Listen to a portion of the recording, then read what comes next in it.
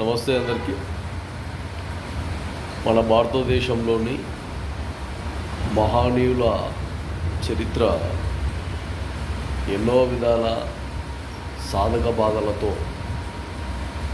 కన్నీళ్ళ కడగండ్లతో, ప్రతిరోజు ఎన్నో అవమానాలకు గురై సమస్యాత్మకంగా ఇబ్బందులు గురైన వ్యక్తులు వీళ్ళంతా. ఎవరో ఒకరు, ఇద్దరు, ముగ్గురు, నలుగురు తప్ప. ఇలాంటి ఒక నాయకత్వం దేశాన్ని, దేశంలో ఉండే ప్రజలను, దేశం ఈ విధంగా ఉండాలి, దేశ పౌరులు ఈ విధంగా ఉండాలి అని మనకు పాఠాలుగా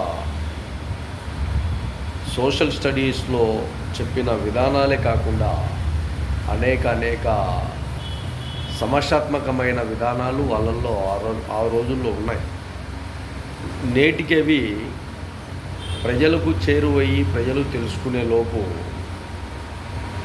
ఇక్కడే పుట్టి ఇక్కడే పెరిగిన వాళ్ళు, ఇక్కడే రకరకాలుగా ఇదే సామాజిక వర్గాలను, ఇదే సామాజిక న్యాయాన్ని పూర్తిగా అనగదొక్కేసి వాళ్ళ ప్రలోభాలతో, వాళ్ళ ప్రభావాలతో, వాళ్ళ దౌర్జన్యాలతో దేశ పౌరులను, దేశాన్ని, దేశంలో ఉండే లౌకిక విధానాన్ని ఇబ్బందులు గురి చేసే ప్రయత్నాలు కొనసాగుతారు.